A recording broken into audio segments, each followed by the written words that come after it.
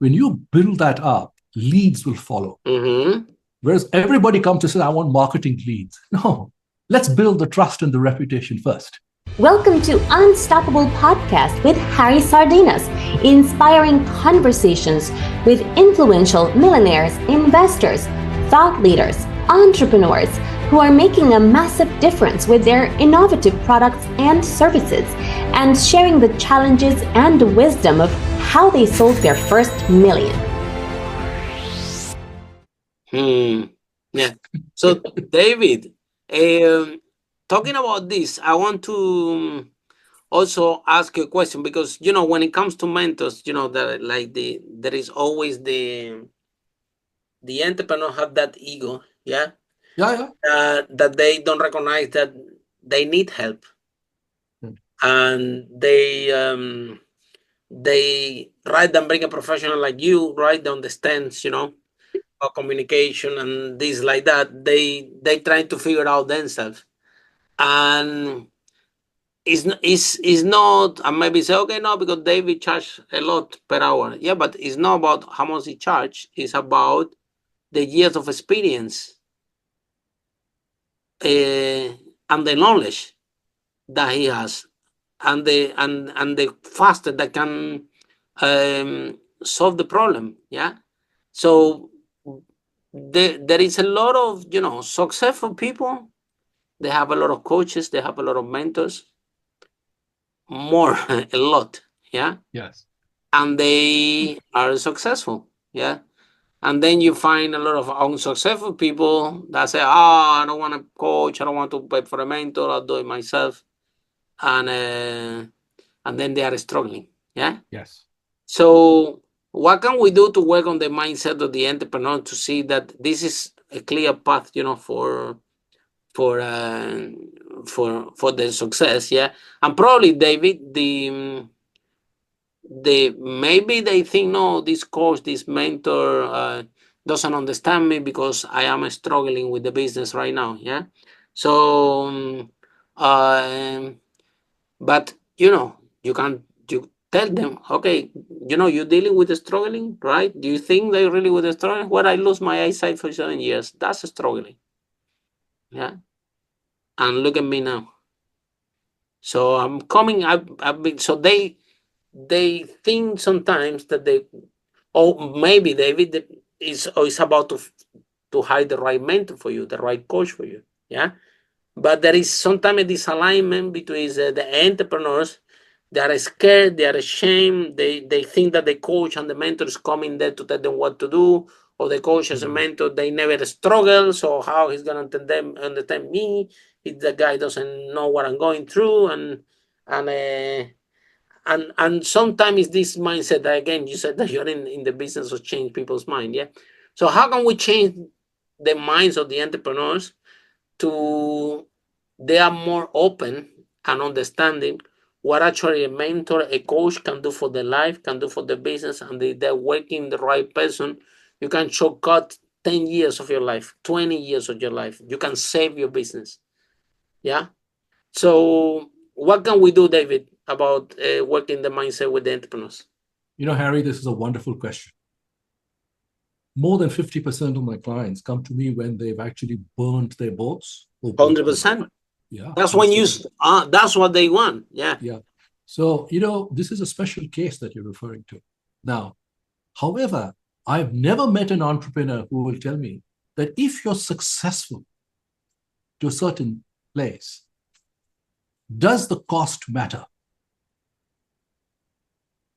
No entrepreneur has ever said no.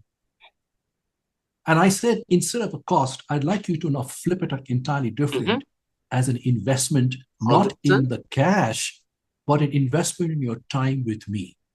Knowledge. Now, what I'm putting into your business is what I would call brain equity, or what I would call brain or sweat equity, if you like. So I'm saying is that now, as a mentor, if you agree with me as a client that if you, let's say, if you achieve $5 million, does this time and the expense that you give me a problem? He says, no, but he's got a mental block. Will I get that $5 million to justify it? So here's a special case. I'm saying is, I'm going to go to bed with you. Your success is my success, and I don't think of failure. So I'm quite prepared to build your business up, and you pay me on two ways, either through royalty or when I have that particular milestone. Now, the reason I'm telling him this is now I am sharing his risk entirely, and I'm walking with him. But that's then, really powerful. Really yes. powerful. So I'm saying is that all I ask of you is to keep an open mind. I'm not here to tell you what to do. I might ask you questions which are tough.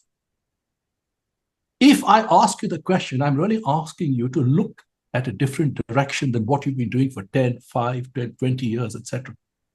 If we can look at that and I help you generate content with you. Now, I said, I'm in bed with you. So 5% or 10% or 20% of your business is mine.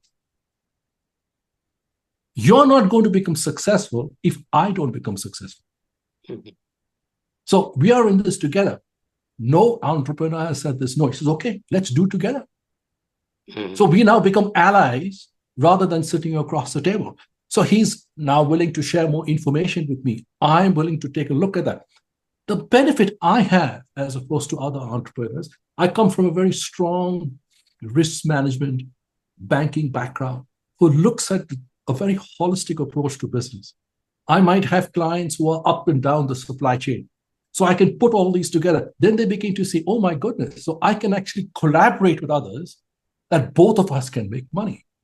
Mm. So not just as a marketing consultant, but as you get into a business consultant, we are developing partners.